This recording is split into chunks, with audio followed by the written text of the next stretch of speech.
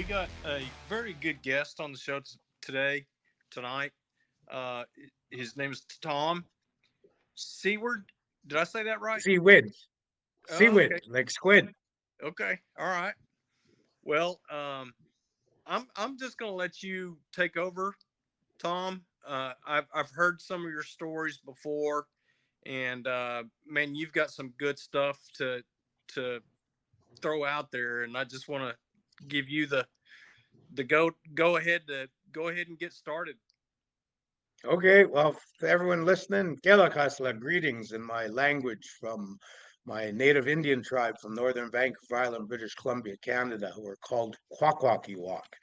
And our highest ranked crest is Chonakwa, the Sasquatch. And I'm Sasquatch Island. That's what I run. I run SasquatchIsland.com website, Facebook group, YouTube, and even TikTok nowadays. You can Google Tom Sewid, Sewid, or Sasquatch Island to see everything I've done. I've done probably well over 100 podcasts, video casts. Um, there'll be a show coming on here pretty soon about Bigfoot, and Peggy and I are working on it. Sasquatch Island, we're editing right now. She just came to visit me, and I'm in Forks, Washington now. Now, I'm not up in British Columbia. I retired from commercial fishing in the end of April when I was fishing invasive Asian carp in the Mississippi out of north of St. Louis, Missouri on the Mississippi River. 40 plus years of commercial fishing caught up, bad leg, broken down body. I figured I better do something else. And when I arrived in Seattle airport and went home, there was a vehicle in my driveway, and I said to Peggy, how come Sasquatch, the legend.com in Forks, Washington's pickups trucks here? And she said, well, their manager jumped in it, drove from Forks 4 hours away, got to the airport, threw the keys on the seat after parking it, and flew back to where she lives in southeastern United States. So I had to bring the truck back, and I figured, well, I'm here, I may as well work a couple of weeks. So they said, go ahead, Ken and Lori and Hamilton, and said, go ahead, you can stay at the company house, use the company truck, work in the store. So I ended up, they said, why don't you stay until our Sasquatch festival in May? And I said, okay. And after a few weeks, I told Peggy, what do you think of me putting roots down in Forks, Washington, and running the store, meeting people, get people coming in every day, telling me stories of their encounters all over the US and North America. So she said, go ahead. So I got 5.5 years till I retire. So I think I'll be here in Forks for a bit. But it's a great That place. is so cool. That is cool. Much activity. Here's the tracks. Here's the key. Get down here. Yeah. So I get a paycheck when I do my native art, like you saw on my T-shirt.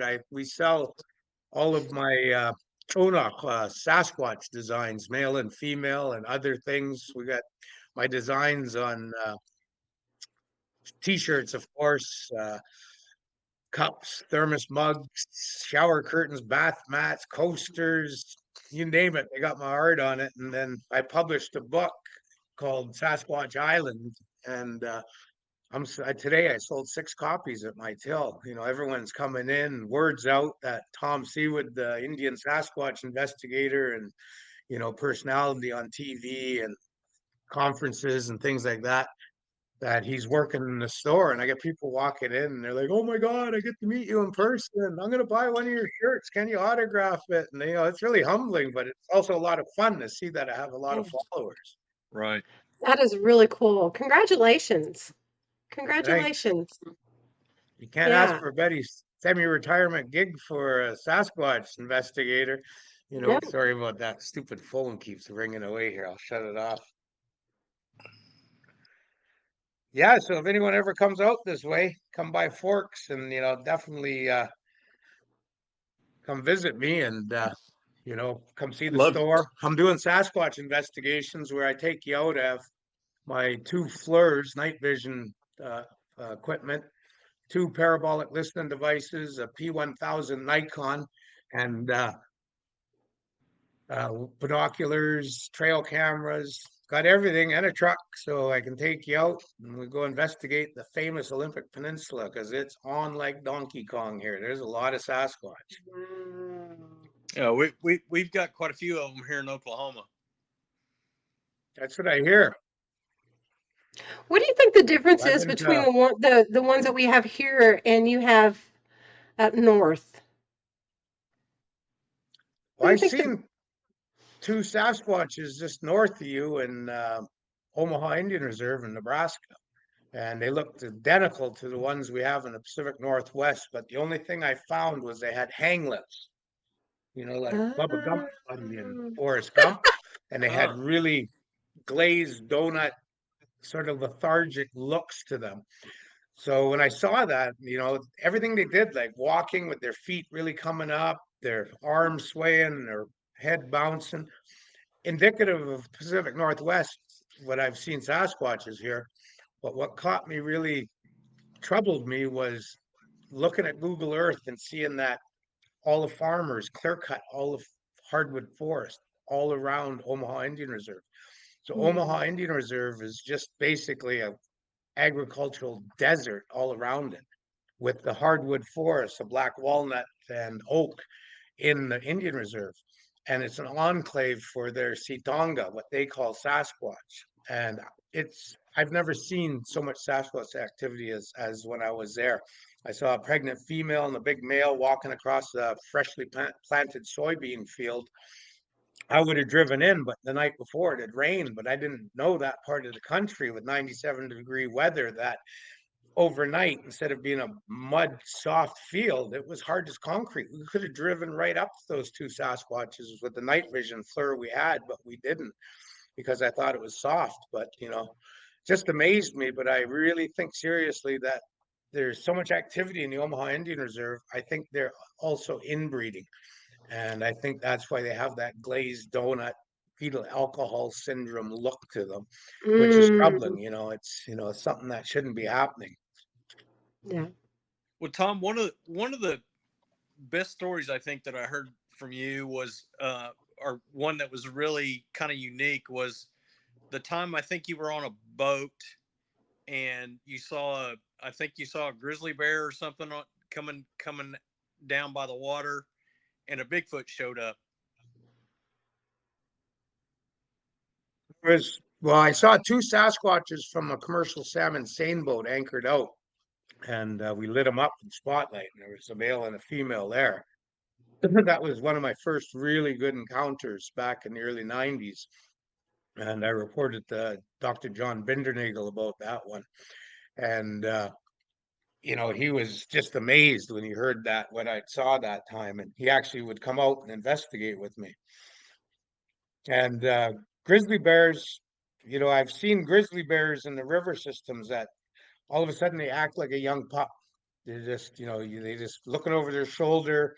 And big grizzly bears don't stand on their hind legs.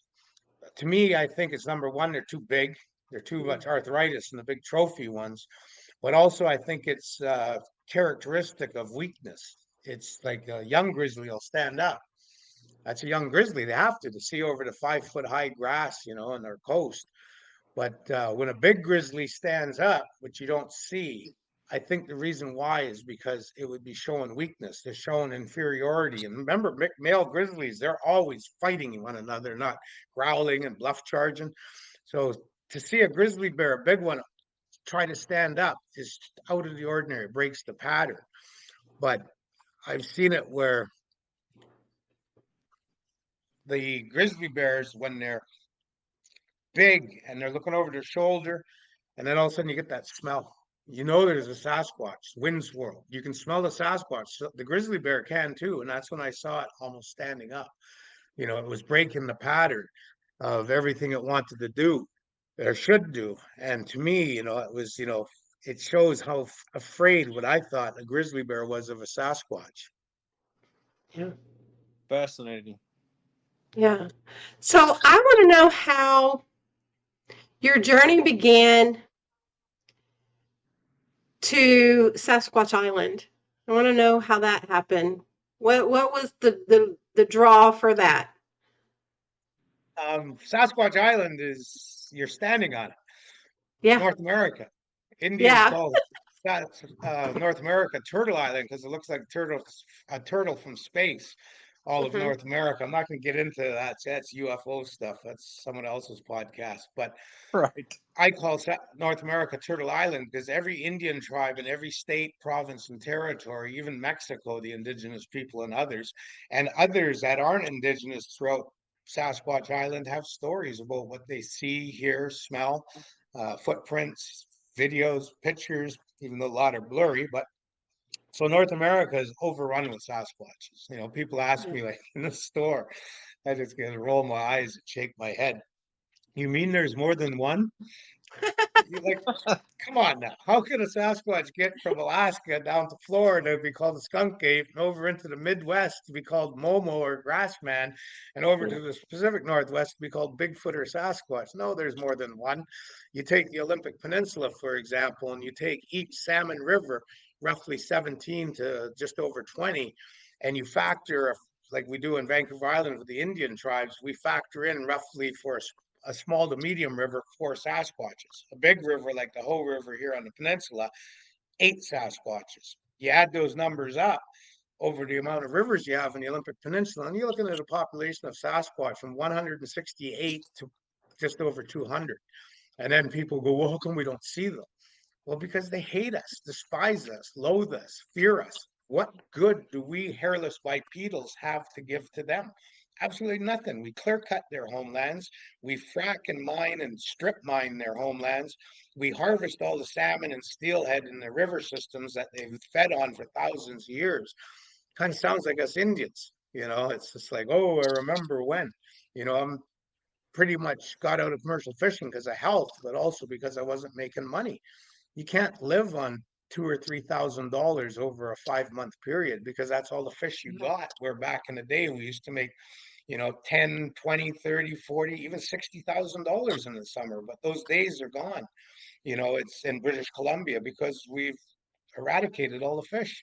Now, can you imagine a Sasquatch sitting there looking from the forest from a hill where they're in a nest up above a salmon river or steelhead river, and they're up on a top of a bluff, so it's no sports fisherman's going to go up there, but they can look down 200-300 yards at what we call combat fishing in Washington State, where shoulder to shoulder, men and women with hip chest waders on and fishing rods. Can you imagine being a Sasquatch thinking, they're going to leave at dark, I'm going to go down there with my family?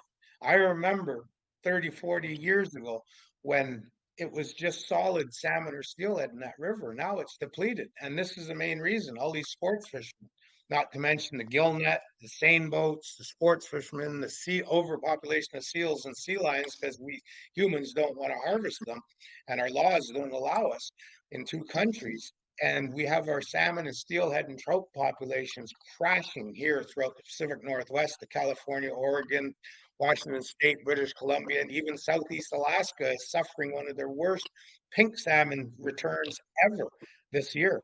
So, people wonder why Sasquatch don't want to come near us.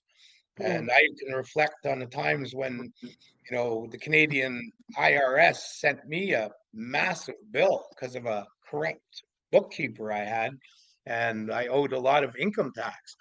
I couldn't pay it. And then I had other things happen in my life where I was just like, why am I even here? Why am I in the concrete? Sure, it's nice to have a flush toilet and electricity and running water, but Jesus, everywhere I turn, there's someone with bills or trying to tear money from me or garnishing me. So I got my cousin to drop me off, and I went into the bush in my traditional territories, and it was bliss. No bills, no worrying about anything, no one hounding you. I even saw the police one time, and they said, we went to serve you a warrant. It was nothing serious. But but your driver's license said Village Island. No one was there. We went there 3 months in a row, and you weren't there. I said, well, of course not. It was January, February, winter time. I'm not going to live there. That house doesn't have windows or doors in it. It's great for the summer, but during the winter, I was up watching a logging camp all by myself. So Yeah. that's how I used to get away from humans. And I would even go into the bush for weeks on end, months at times. And it was, just to get away from everyone. But when people ask me, why do you know so much about Sasquatch? Because I was one for quite some time and numerous times. Just disappear and go into the bush, go to bliss.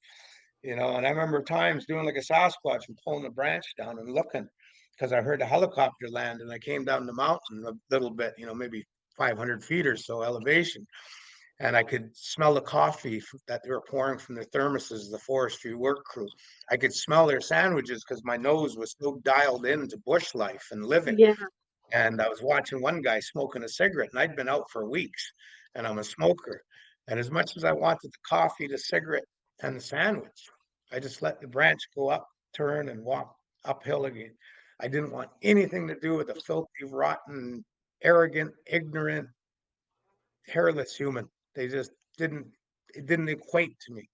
And that's the way Sasquatches are. And that's why they don't come sit with us at our fires and have s'mores with us.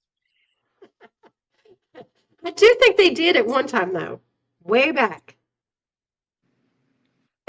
Oh, there's some stories about that. I follow them too and read them, but Yeah. nowadays, if you're gonna come forward and say you're having an interaction with Sasquatch, then you better have some cell phone coverage of the plaque in their teeth and their chipped teeth and their muscle movement as they're chewing the food you're giving Yeah. them or sharing with them, and Right. the epidermal ridges at the bottom of their soles of their feet and their fingerprints, because that's what technology allows us nowadays. So when you hear these people on the internet and podcasts and video casts talking about how they're having interactions with Sasquatches, everyone owns a cell phone, and if you don't have crispy video or pictures, you're so full of it, your eyes are brown.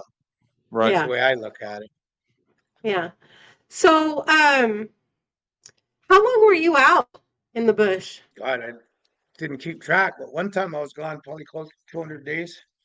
And then, when I got sued in '07, lost everything, $640,000 judgment against me. Watched the sheriff seize my home off Indian Reserve, my $200,000 tour boat, my $67,000 kayak fleet, garnished over $54,000 overnight from my two bank accounts. I went from being almost worth $750,000 to a flat broke bankrupt Indian overnight. And then 8 months later, the mother of my children pointed at the door and told me to get the beep out. And then that's when, snap, I Yeah. went rogue. I was on that ferry coming south down British Columbia's coast back to Vancouver Island, and I wanted one thing to do before I was gone. I was going to get revenge on the two SOBs that sued me.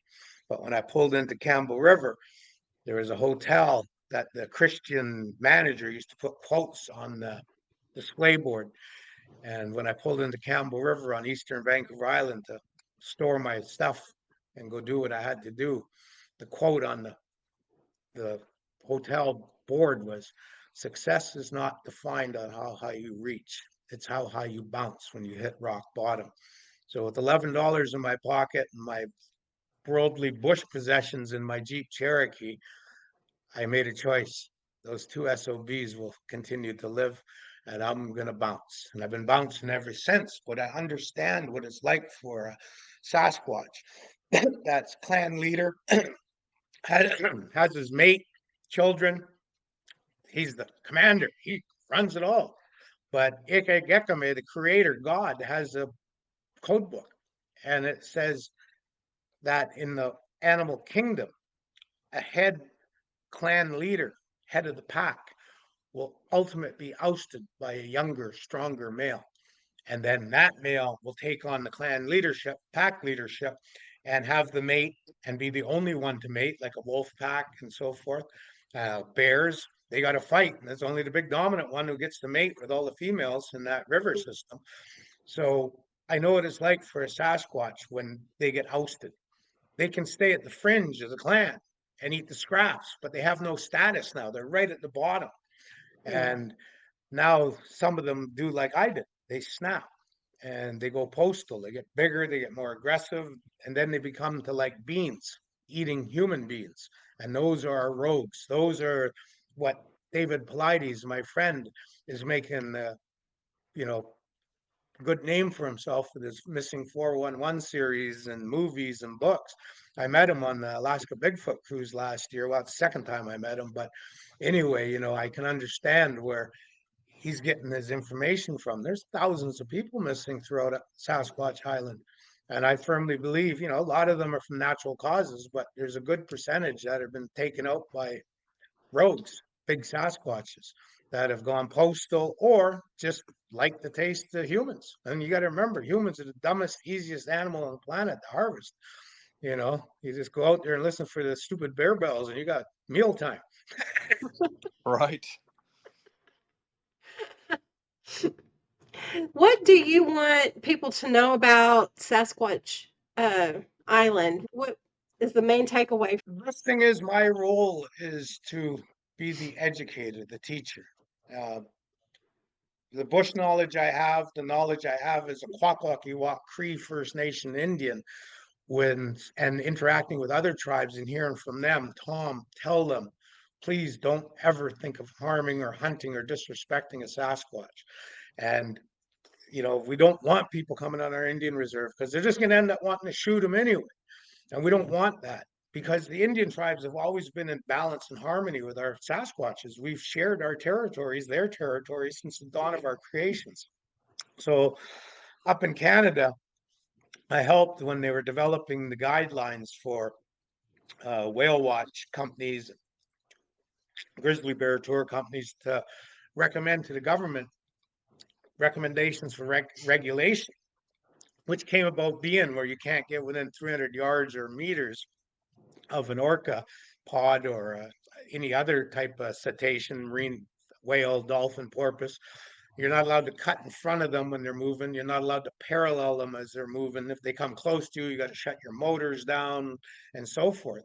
So I wrote the guidelines to chance encounters and investigating of Sasquatch.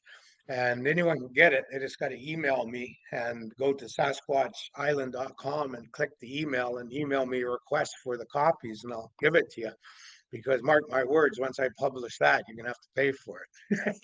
But anyway, the guidelines, it's just so everyone sort of respects the Sasquatch. Right. None of these shows should be on TV.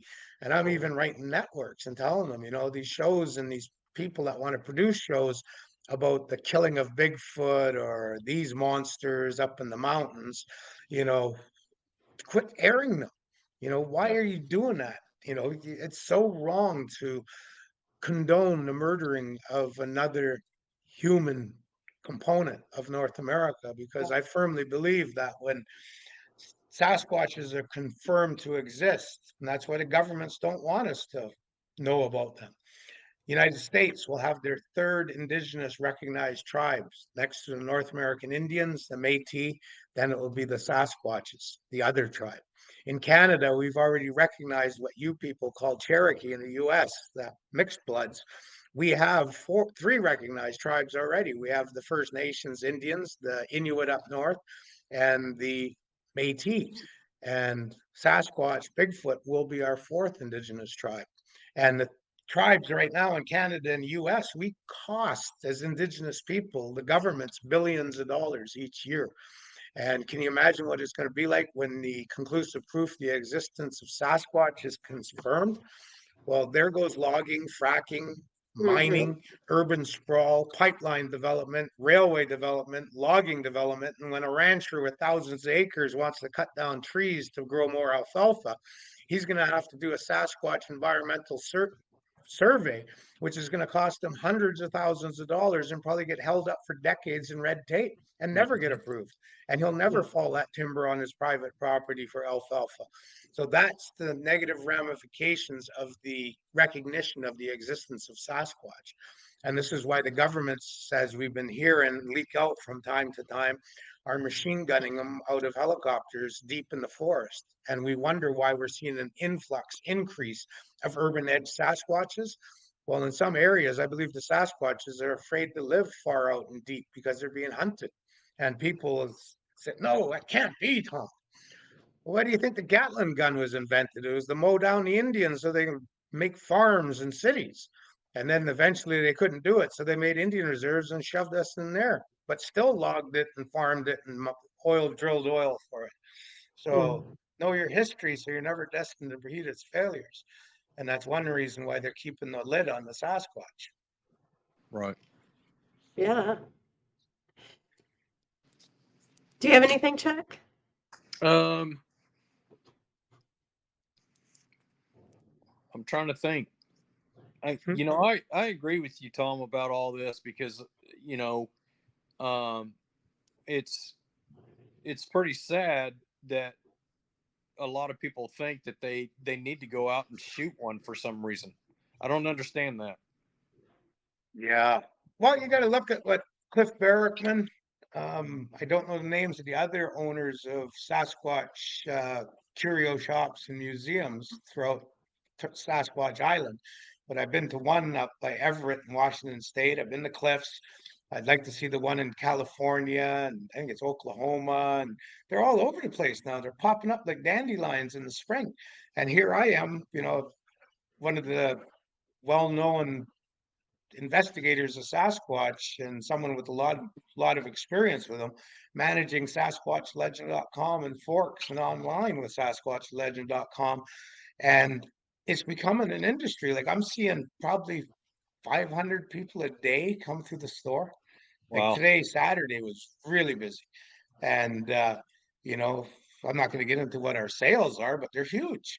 Right. If you want to license to print money, open a Sasquatch Museum curio shop because we need it, because that is what's going to force the population and the government to start really looking at Sasquatch for what it is. It's an indigenous tribe that's, starting to become a major industry. There's Sasquatch expeditions. Last year, 400 people went on the first ever Alaska Bigfoot cruise. Peggy and I performed on it, as did Jeff Meldrum and David Paulides. This year, David Paulides, Jeff Meldrum, and others are on it. I was supposed to go again with Peggy, flown to Juneau for the conference, but I had to cancel because I got to manage SasquatchLegend.com. And in that week in September, we have the Twilight Festival in Forks, which the whole movie series and book series is based upon. So I'm going to probably be seeing 500 to 1,000 people for a week come to that store. Right. I got to be here, boots on the ground, selling Sasquatch stuff. And this is what it's becoming. It's becoming a huge industry. They Yeah. produced that movie just in the last couple of years that was released a couple months ago. I managed to watch about 15 minutes of it before I almost got sick and turned it off. But, it's just a matter of time where they come to a writer like me or others and take what we're writing about Sasquatch and make it into a movie comparable to the modern series of Planet of the Apes. Yeah. It's a multi-million-dollar production, Right. making Yeah. hundreds of millions of dollars. And it's just a matter of time before we have a Sasquatch movie of that caliber or higher. And when that happens, we're going to see the frenzy like we saw with Jaws. Yep. Oh, I believe that. Yeah. Well, So, Tom, I tell you one thing that we've noticed here in Oklahoma is we're seeing a lot of baby tracks, and their numbers are increasing here. Um, it's just amazing to see that and find that when you're out there in the bush. Yeah, it's, the numbers are increasing. You got to remember, I'm 59 years old. So I was born in 1965. My tribe, when I was born, numbered about 500 members. I believe we're over 5,000 now. But that's indicative of every indigenous tribe throughout the Americas. We're proliferating like bunny rabbits, as are everyone else. Well, with the indigenous people, you got to remember when contact came, so did smallpox, influenza, tuberculosis, and a bunch of other diseases that decimated some of our tribes by 100%, and my tribe by 90 to 95%. And, you know, the Indians vanished almost. But then since 1965, 1967, Patty gets filmed. And since then, we're seeing an increase of Indians as we are seeing an increase of Sasquatch, especially explosively right now. Right. And I've been to Omaha Indian Reserve. I've heard the reports coming in the Olympic Peninsula. Someone came in yesterday morning, two guys, and said we're coming into Forks, where I had the wherewithal to look at where we were on the odometer or whatever you call it. And it was roughly 8 miles northeast of Forks on the highway. The five of us saw a Sasquatch walking through the timber edge and then disappeared at a logging slash. And this is weekly I'm getting reports on the Olympic Peninsula.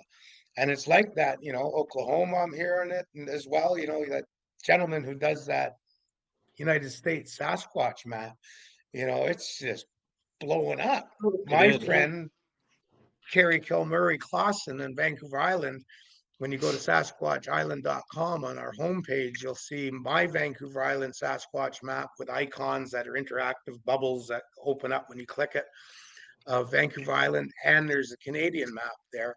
And now soon will be the Olympic Peninsula one when Peggy puts it up, if it's not already there. But you'll be able to see all of these reports coming in. And, it's just a matter of time before conclusive proof comes in. And, you know, yeah, maybe it gets run over by a train or a semi trailer or a vehicle. Hopefully it's not a bullet, because if Right. it is, it's going to get Yeah. covered up by men in black in the United States and the men in blue in Canada and the government. But, when conclusive proof comes in, it's going to be with someone who's going to get that interaction going on, sitting there with their cell phone and their GoPro on their chest and on the head, recording the possible mid-tarsal break on the feet, the epidermal ridges on the feet, the fingerprints, the wrinkles, the movement of hands and muscles. So you can take it to the people who study muscle structure and dentistry and eyes as they see the whatever dilate and open, and they're going to be able to say, I'm Dr. So and so, and that can't be faked. I'm Dr. So and so, that can't be faked. I'm dentist so and so, and yeah, that's plaque and chipping and wear and age and so forth. And then you have your conclusive proof, you know, and hopefully that's going to happen. And, when we do get something like that and it ends up as a picture on the cover of National Geographic, like Jane Goodall and Diane Fossey did, you know, then we Right. got something going on. We finally have the conclusive proof because, like Dr. Jeff Meldrum says, it's not folklore and mythology because folklore and mythology doesn't leave scat, doesn't leave footprints, Hmm. isn't seen by thousands of people, So Dr. Jeff Meldrum, I really commend him. He's really coming up with some really good quotes pertaining to Sasquatch.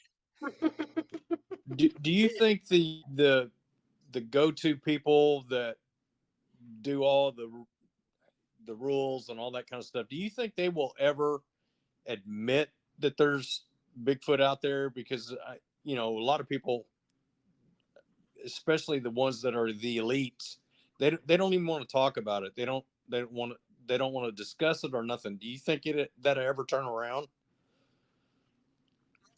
By someone sitting down and videotaping over a time period and coming out with it. That's why we bought the P1000 Nikon camera with a built-in telephoto lens. I kind of think, I was reading something on the internet the other night, because I used to advertise this is the best Sasquatch camera out there for us average Joes. The guys that are on National Geographic, they got 30,000 plus worth of camera there with Right. those big, huge telephoto lens. But here with a Nikon built in like that, you can see craters on the moon. So I've sat there and zoomed in on bears where you can see everything on their face from 300 yards away. So it's just hopefully I'm going to see a Sasquatch again and I'm going to be able to get them to smile for the birdie as I take pictures and video them with the Right. P1000. And, if I get some good pictures and if they time lapse the frames and see the muscle movement on the face, how can you say that's synthetic mask? If you see the dilation of the pupil and it getting bigger, how can you say that's glass eyes or fake? Right. So, Yeah. it's all about if you're going to be a serious Sasquatch investigator, you got to buck up and put some money into your equipment. It's not just going to be done with a cell phone because, hopefully it is because then you're toe to toe with them. But I doubt that's going to happen. You're going to Right. be there looking at them and zooming in on them. So spend a couple $1,000s on FLIRs and GoPros and spend a couple more thousand more on a good telephoto lens camera. You know, it's it's what you got to do to get that conclusive proof because a Yeah. bullet's not going to do it. Because Right. number one, you squeeze that trigger and you put a bullet in a Sasquatch like Abe Canyon and others, you better watch out because hell's door is going to open up on you, and you might be a steaming coiler the next day in the forest. Yeah, I agree. Sasquatch will rip you apart. I agree. What do you think they are? I think you think that they are a people, Oh, I a know they're tribe. people. Yeah. Yeah. Too many Indian tribes can speak their tribal language to the Sasquatch, and the Sasquatch will answer in their tribal language. So in Kwakwaka'wakw, you can talk to a Sasquatch and they'll answer back. Pidgin, mind you, and limited, but it's like that in Omaha Indian Reserve and other Indian reserves. Tribes have been interacting with Sasquatch because they are, as the Omaha tribe calls them, Sitonga, keeper of the medicine. So the shamans, pass their knowledge on to this shaman apprentice. But 500 years ago, what happens if all of a sudden your shaman gets taken out by a grizzly bear or Hmm. gets an arrow in the heart because there was a raid? Well, you just lost all your doctor knowledge. So this now the new person that's going to be the next shaman steps up and goes, okay, I volunteer for the good of the tribe. I'm going to go into the forest for months, maybe a year or so long. And what they do is go in and get close to the Sasquatch, and Sasquatches teach them the herbal and medicinal remedies of the forest because they have forgotten more about medicinal plants and its uses than we will ever know in North America, Sasquatch Island. So when that takes place, the Indians got to be able to talk to the Sasquatch. Well, the Sasquatches don't migrate out of their home territory. The main clan will stay there. That's same as the Indians. We've always stayed in our traditional homelands, sharing Right. it with Sasquatch, and in turn having that communication back and forth with them. So, hopefully it'll be some Indian somewhere will come out. Yeah, I convinced our Sasquatches. Here they got some video. Take a look. Now we're closing down the Indian Reserve. You can't enter. If you're going to go fishing or hiking, you got to have a guide that you will pay for because we're not going to allow you to pull out your pistol and shoot our Sasquatches that we've shared our homelands with since the dawn of our creations. And that's Right. the mind thought everyone has to get into in Sasquatch Island. Know your history so you're not destined to reveal its failures. Too much Yeah. lead went into millions of Indians. We don't need to kill any more indigenous people like I, Sasquatch. I agree totally. 100%. 100. Are there different types of Sasquatch? Types for me in the Pacific Northwest, and I hear from elsewhere, even in Oklahoma, they have stick people, little people. We Yep. call them bukwus, the short, hair-covered bipedal creature. That's not the Sasquatch. Our Sasquatch is Chunokwa, the big one. But a lot of tribes have stories of these two bipedal creatures they've shared their homelands with. We've seen the one picture of a skunk ape, and kind of looked like an orangutan to me. Right. And the video of a supposed skunk ape, I kind of think that one was a chimpanzee that got escaped. It just looked too much like a chimpanzee. But then we have stories of the huitago, the skinny, emancipated, scrawny, deer horns on its head, rotten, stinky hide, club, and we automatically think, of what was that? I think it was a rogue Sasquatch or a lone Sasquatch that age, disease, worms have caught up to. And it's in its final years with cataracts and arthritis, probably broken bones that didn't heal properly. And now it's gone, resorted to taking a deer skull with horns and tying it to its head and a rotten hide and a club because it needs it to walk, a stick. And now it's resorted to the easiest chunk of meat to harvest on the planet. Stupid, hairless, bipedal creature called a human. And that's where we get the Wheatago from, the Wendigo. So, you know, is there a different species? I don't know. I would suspect so, though, when you hear and see some of the pictures of I've seen, like I've seen some what I think is probably 4 different types of Sasquatch in North America from the pictures I've seen shared to me by fellow investigators and people that just don't want it to go public. So it's interesting thing, but as Dr. John Bindernagel, the late Dr. John Bindernagel taught me when I asked him about what about all these people who are, talking about mind speaking, orb turning, shape shifting, portal jumping, cloaking, orb turning Sasquatches. Right. And he just said, Tom, I'm a doctor of biology and ecology. Let us dwell on identifying the existence of the creature. Then we can dwell on the other aspects or characteristics it may or may not have. So in the Pacific Northwest, yeah, when we bingo up and we finally get conclusive proof there's a Sasquatch, here it is. Maybe we'll get some good DNA on it and everything. And then maybe at the same time, someone will get some good evidence on a skunk ape and we'll find that they're a totally different species or part of the same species, human, but a different branch or a relic or whatever. Yeah. Well, Tom, what is your take on the Dogman? I don't know because we don't have them where I'm at. I heard one story from British Columbia about a probable dogman, but like I say, I can't delve into something I know absolutely nothing of. Other than I'm probably the first person to ever do a Kwakwaka'wakw India design of a dogman for our conference 2 years ago here at Forks. Well, What? There's not, the wolves from Twilight. There's none of those running around. Well, that's why I did it because we had a festival 2 years ago. So I blended. It's a picture of a Sasquatch running, and in front of him, walking on two legs, is a werewolf, a dogman, and it's all done in native design. It's one of our T-shirts, old run T-shirts, but we can always reprint them. But I was thinking of doing another one just solely for Dogman because I joined a group as I was waiting for you guys, and 17,000 members. Who knew that many people were interested in Dogman? right. Wow. Yeah, I can there's sell a That's lot of crazy. T-shirts. there's That's a there's lot. there's been quite a few sightings here in Oklahoma of Dogman. Well, I've never been down there. Like I say, you should get some of the good Come old on. boys and some of the girls to chip in, fly me down there. I'll go teach you my tricks on how to get close to a Sasquatch. Man, that would be awesome. That would be cool. So what Yeah, do we you did. think that go ahead. Go ahead. Oh, we made history with Sasquatch Island 2 years, 2019 December. We did the first ever night boat tour with $30,000 plus FLIR apparatus on board. Freezing cold, didn't see a Sasquatch, but it was a great adventure, and we'll do more. But then we made history a month and a half ago. I did a float down the Hoh River on the peninsula here in a raft 2 days in a row.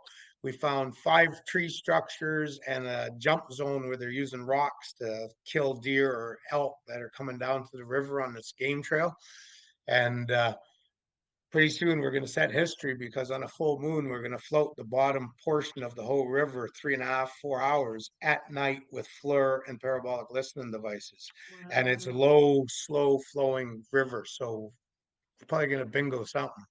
That's So awesome. that's what I mean by I you got to love use ingenuity when you're trying to find a Sasquatch. You can't just go walk into the Oklahoma scrub and expect to see one. You got to go where the highest seasonal protein abundance is for that given time.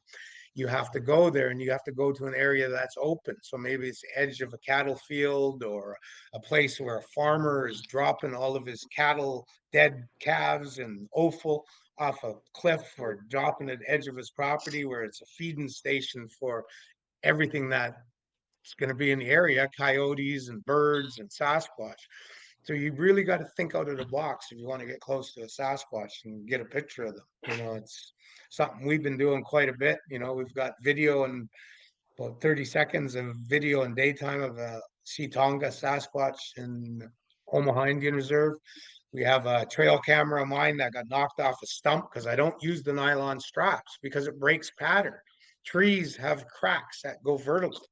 They don't have horizontal cracks. Bamboo do, but not here in the Pacific Northwest. So using the nylon strap, he just sticks out like a neon sign to a Sasquatch and other animals. Even elk go up to your trail cameras because it's out of the ordinary, and deer and bears. So with your trail cameras out here in the Pacific Northwest, find moss or a rotten log that's hollow or embedded in driftwood on the beach because we have a lot of driftwood. Or like I did, find a rotten cedar stump, dig a hole, shove the camera in there, encase it all with moss. Sasquatch knocked the camera off. See the spinning trees, and the last picture is a Sasquatch leaning in with his right arm. Smile for the birdie. I got a picture of you. So use ingenuity. You got to Yeah. break patterns and you got to think out of the box. Otherwise, you're never going to see them. Right. Yeah. What are some of your most memorable sightings or encounters that you've had? Having my garlic and apples being stolen from my bush camp when I was building 5 cabins for my tribe on a 250-acre Indian Reserve island of ours. And finally, I spooked I jumped from behind the cabin because I seen a branch come horizontally out of the forest when the wind was blowing against the forest wall from the water. So I thought it was odd. So I walked to the edge of the cabin, flicked my cigarette butt, jumped and turned, and there behind my cabin was this young, lanky, juvenile teenager Sasquatch, about over 6 foot tall. Ah, I did the same thing. We at each other. He turned, I turned, we both ran. And of course, I'm laughing away about it to my cousin when I got in the cabin. And he's sitting there with a gun going, quit picking on the Sasquatches. I'm like, I wasn't picking It on him. I Canyon? scared him. He scared me. The next night, I snuck out the window because now I know who's doing it. Teenager Sasquatch. He's Yeah. probing my camp, stealing from me. So I snuck out the window with my gun, crawled on my belly, got to a big pile of leaves because we were clearing the forest area around our cabins, waiting for November rains to come to burn it. And this is mid-October. I climb out the window, get to this pile of alder leaves, like maple leaves, and I crawl into it. I'm lying there, hiding with just my eyes, little slit from my eyes. Just before dark, here comes that lanky teenage Sasquatch walking through the edge of the bush, looking at the back of my camp and cabins. As he grabbed a tree with his left hand, he lowered himself down off the 5 foot berm onto the path leading to our outhouse at the edge of the forest. As he's looking at the back of my cabin, some 40 feet away, I come shooting out of the leaves. Hey, what the hell are you doing? He just looked at me. Pulled the tree, jumped on the bank. And I'm like, you quit stealing my food. And he turned and he just ran like a freight train, busting branches and trees. That I was that laughing is away. That hilarious. was the last I saw of him. Huh. Oh, So, what a so good that was one of my story. most memorable moments. Like That is turn funny. the table. I bingoed him instead of him sneaking up to me. Yeah. Not used to that. No. That's funny. That's a great story. So, what do you think their social structure is? Do you think if they are a tribe, do they have a hierarchy? Do they like what do you think they do? Do they mate for life? Do the boys get kicked out, the males get kicked out, and the females stay? What do you think what it is? Everything your ancestors did, your grandparents' generation and beyond, and the same as my generation still do to this day with potlatching. And I belong to the Hamatsa Society. My name is this. My father passed last July. I will have a potlatch or a feast in 3 years or more, and I will take on his title of Chief Amalius and his position, rank, and all of the crests and everything. I already have half of it. And I have religion. I'm Christian. I also have my my indigenous culture. Belong to societies. I have laws I have to adhere to in the modern world as Canada, US, as well as my native laws. Mm. I have song. I can hum. Uh, I embrace my children. I love my mate, and I'm hopefully with her for life. But maybe some guy will kick that door and beat me up tonight, and he'll take her as a mate. You never know. So everything we do, they do. So that's how you got to look at Sasquatch. You can't look at them as an inferior hair covered animal. You have to look at them as a superior human of the night, superior human to us. That's how I look at it. And the reason why is because we have ancestors who clicked rocks and made fire. And now we have Biden and Putin and others ready to push buttons to eradicate us with nuclear fission or fusion, or whatever you call it. And that's because of rock clicking and bow drilling. Sasquatches don't have fire. Think about that. They have laws, very strict laws, as the Omaha tribes members have taught me. They have culture, they have language, they have song. They don't have clothing. They don't have permanent structures like we do.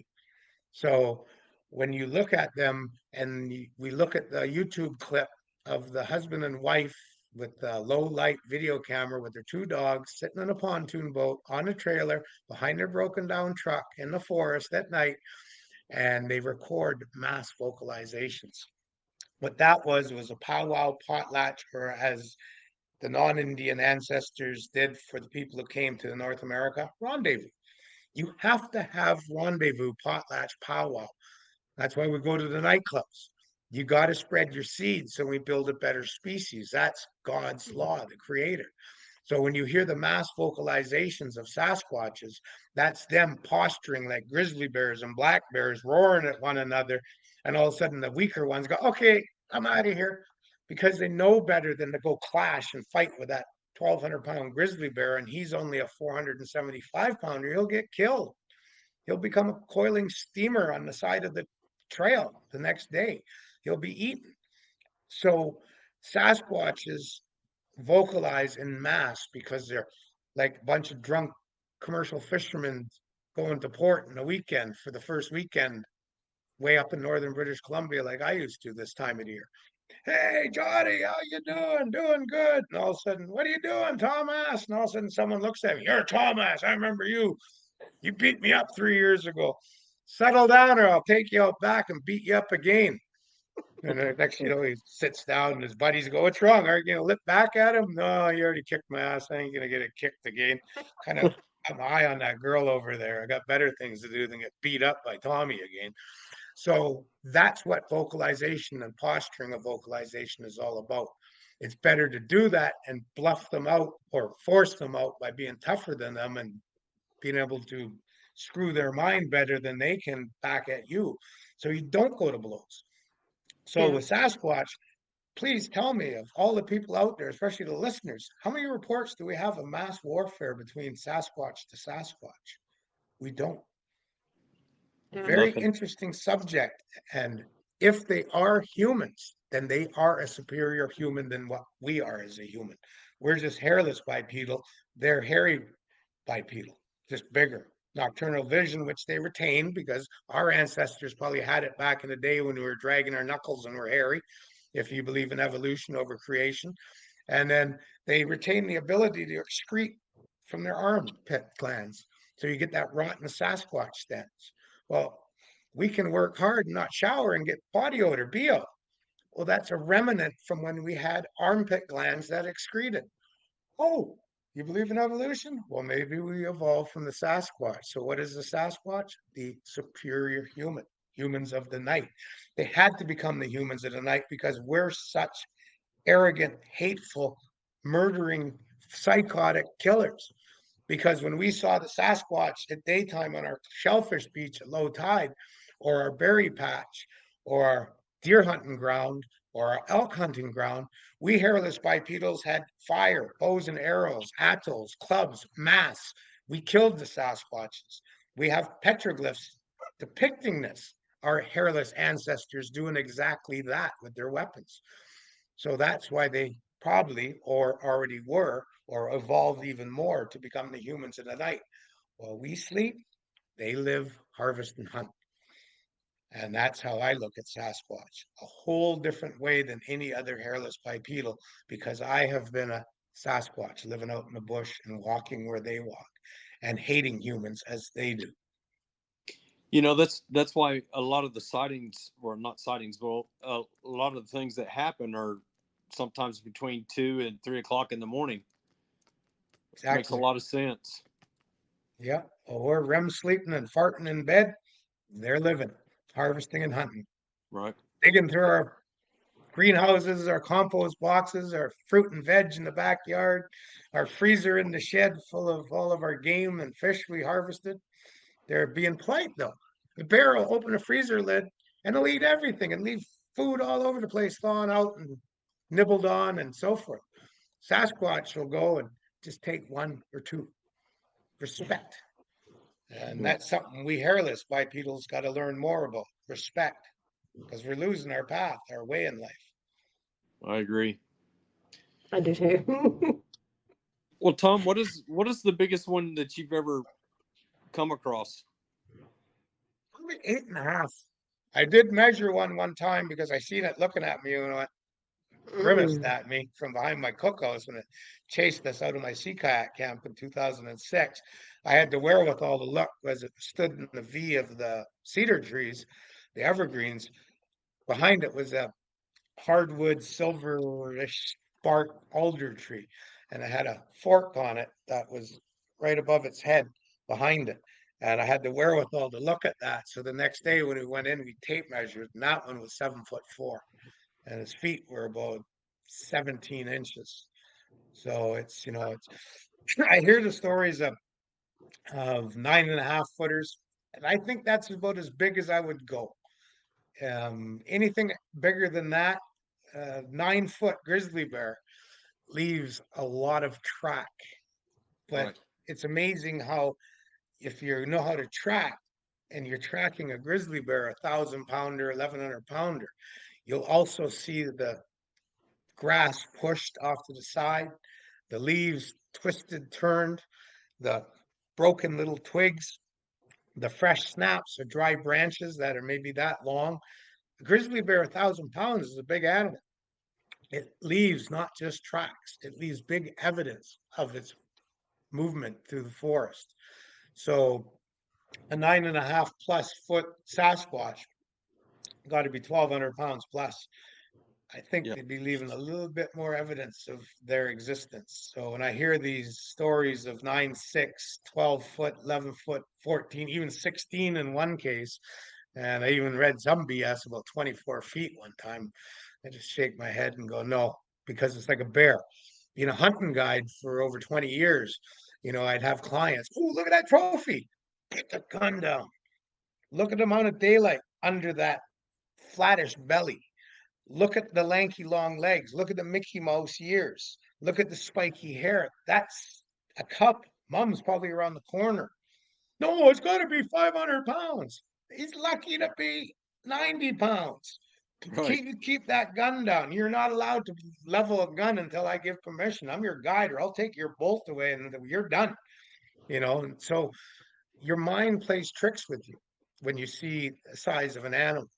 If some people have sent me pictures of bears, for example. Nowadays, but they know I'm an ex-retired bear hunting guide. They'll send me a picture and say, "Look, it's 2 weeks for hunting season, but I've been following this bear in this watershed. What do you think for his size?" And I'll look at it and look at the blades of the grass and the leaves behind him, different things, and the look of the bear and go, "He's not trophy. He's probably 6'2", 6'3". Don't shoot him unless it's for meat. He's a legal harvest, but if you're looking for a trophy, that's not a trophy. It's just a mid-sized one. So it's all about the bush eyes. It's like me driving down the road and there's elk, oh there's deer. Because Cat Peggy just loves it when I do that because you such bush eyes. I go through the bush because I lived in bush, Right. and it's Sasquatch is the same thing. Everyone's always looking for the picture behind you, Katie. They're looking for that vertical upright silhouette of a Yeah, Sasquatch. yeah. You're never going to get the silhouette like this up of a Sasquatch. Very rarely. Most of the time, you'll be getting it like that, Right. peeking through the shadows, Yep. 6 feet deep in the foliage, lying down like a spider by a log, peeking around the edge. So you just see the little bit of its eye. That's how you see a Sasquatch. And Yeah. that's why you do like Lucas White and I were doing in Omaha Indian Reserve with the FLIR. We saw a Sasquatch hiding in the bushes, and I got on the driver's side of the truck. I walked over to the passenger side, and there's a ditch, and trees maybe 20 feet away. And we can see this FLIR heat signature all broken up, but big. He's like, yeah, see Tonga. I said, what happens if we both 3, 2, 1 and ran at it? Well, he's probably tree break, turn and run like hell, or he's gonna tree snap and swing it and beat the hell out of us. And I'm like, open your door, let's run at him. So I went 3, 2, 1, and we ran at that Sasquatch in the ditch, up the ditch, and all of a sudden that thing just went feet, turn, snap the branch, and beat feet out of there. And me and Lucas are laughing away. We never did get our video, but we sure tried. That is amazing. It is. That just the experience of it. is amazing. So you got to do something besides all that we've talked about, but you got to become really good friends and have a mentor, Dr.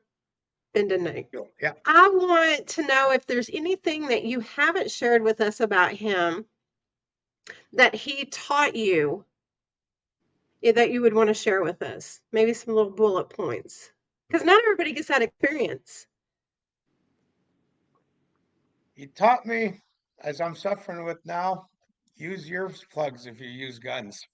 Because he was so deaf and it so hampered him in our investigations. Like we heard wolves howling one night and he could barely even hear them, to be able to enjoy that. And then to be a Sasquatch investigator, you got to have good ears. And John Bindernagel was 2-year hearing aids because he was, as a young biologist in Africa, teaching the indigenous people how to use guns to get meat. And he would drive the Land Rover and they would be on the roll bar above him shooting. That's what made him deaf. I was a hunting guide and clients would squeeze trigger before I had my earplug in. They blew my right ear out. So now all I hear is ringing and there's zero hearing from my right ear. And as a Sasquatch investigator, your ears are so precious. So you wear your earplugs. So I remember one time sitting there at night before my ear went at anchor, listening for Sasquatches, expedition with John Bindernagel, and I kept hearing this noise. So I'm going in the pilot house of the boat, looking at the radio, the radar, the marine electronics, water pumps, electrical board, trying to figure out what the hell is this irritating, hissing, ringing noise. So I'm on deck having a cigarette, trying to figure out what the hell this noise is. All of a sudden I look down and there's John curled up sleeping. It was his hearing aids. I kicked him softly. John, get up. Oh, what, Tom? What? Sasquatch? Sasquatch? I'm like, no, we can't hear Sasquatch. Your damn hearing aids are buzzing away. Turn them down. But he did teach me that when in doubt, throw it out. So a great example would be for me, when in doubt, throw it out, as John taught me. Paul Freeman footage. We all know that, 1991, Walla Walla area of Washington State. To me, the hair was too spiky, too synthetic-y looking. It was too perfect how he came across the tracks and then two Sasquatches. So to me, I always put that one on, I was on the fence. Actually, I was more leaning towards it was a hoax. And then 3 weeks ago, I was in Glide, Oregon at the Glide, Oregon Sasquatch Conference. And I got to meet his son. But before that, a good friend of ours, both of ours, had showed me an unreleased few second segment of the Paul Freeman footage enhanced. You can see one of the Sasquatches bend down, pick up a juvenile baby from the ferns and walk. And that's when I jumped out to the other side of the fence. And what Paul Freeman witnessed is truth chiseled in stone. Because when I was on that trip to Glide, Oregon, Peggy and I got to go to the Paul Freeman site. And to me, it was like being someone who goes to Egypt and walks in the shadows of the Sphinx and the pyramids. I went to one of our equivalent of a pyramid. I went to the Paul Freeman site and walked where he walked, and those Sasquatches walked. So when in doubt, throw it out. You definitely got to research the researcher or the pure person who've had the encounter. So as we all did with Fraud Standing, we all researched him. And someone came forward and said his wife works for the movie industry and special effects. I said he cut the ass hairs off his dog's ass and glued them to his face. That's not a Sasquatch. And now look where we're at with Fraud Standing. Still people are drinking his Kool-Aid and believing his BS. I always say he's still full of BS. His eyes are brown. Right. We have a friend that calls him Todd No Standing. I call it Fraud Standing, just like Fraud Niece. I got no Tom, use for that little sawed off beep beep. Tom, Beep, beep.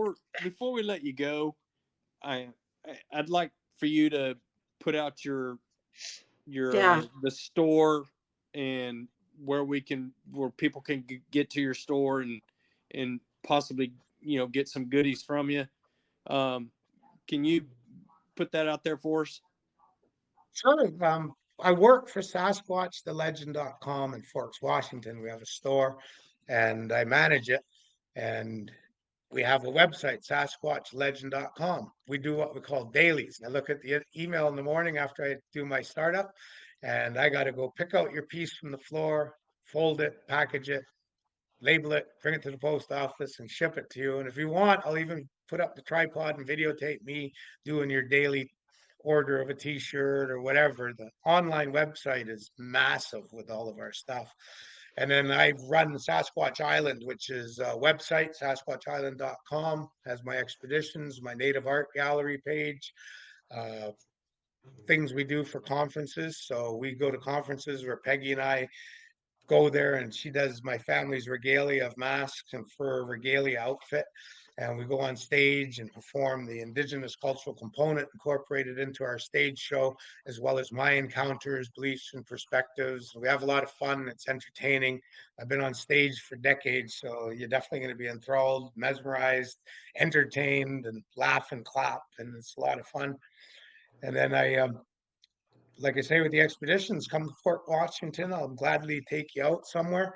Vancouver Island, you can book expeditions up there when I'm not working throughout the year and have nothing scheduled. It's all based on tides and your schedule. And then the other one is pass the hat around, fly me out to your state or province or territory, and I'll be glad to come teach you everything that I know so that you can have a better your chance for a close encounter of the hairy kind with Sasquatch. And please call him Sasquatch, not Bigfoot, because Bigfoot's kind of Sorry. derogatory. Is it really? Well, Is in Canada, we have the Chippewa tribe. Just Yeah. in the last many generations and decades, they finally got their recognition. They're no longer referred to, and nor will they be referred to as Chippewa, because of my mother's tribe. Chippewa in Cree means big nose. So they've Oh, been called and in the history books and recognized as an indigenous tribe as big noses. They're finally called what they are, Dene, and other derivatives of Dene. So with Sasquatch, it's better to call them the bastardized version of from the Chehalis tribe in Canada, Sasquatch, or however it's pronounced. I'm not from that tribe, so I don't know. Than it is to use Bigfoot, because it's like using Chippewa, big nose. Know your history, so you're never destined to repeat its failures. yeah. I was going to ask you about that the first time that I said Bigfoot. I was going to ask, and I didn't. Sorry. No, don't apologize to me. Go apologize to the Sasquatch. Otherwise, you might smack you upside the head like a disrespectful investigator gets from a rogue Sasquatch before they're eaten. Right, right. That's for the name calling. Um, Yeah. where can so do you want to so you have a Facebook group, Yep. correct? Sasquatch Island. Yeah. Everyone's welcome to join it. Please read the rules though, because I don't allow any woo-woo, no orb cloaking, mind speaking, orb turning, UFO flying, and no circling of any pictures. And you know, and if just come on in. If you believe in the woo-woo side of things, great. I respect that, but don't bring it into Sasquatch Island. My ship, I run my ship the way this captain runs his ship. My way, the highway, or I flush you. And that's where you get removed from the group. And I post a picture of you alongside a picture of a Sasquatch laughing, sitting on a toilet. And all the members laugh. No, that so-and-so got flushed. That's awesome.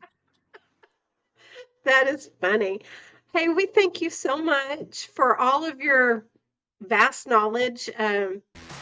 Appreciate it so much, and I hope everybody goes and joins your Facebook page and goes check out Sasquatch Island and learn a little bit, like I did just a few minutes ago. That's good. Thanks for having me on again. Next time, let's go conspiracy. Let's go down the rabbit hole. Let's All do right. it. Let's do it. I'm glad you said next time. Yeah. Tom, always a pleasure. Always a pleasure. Thank you very much. And to everyone out there, halakulasla. Go in peace.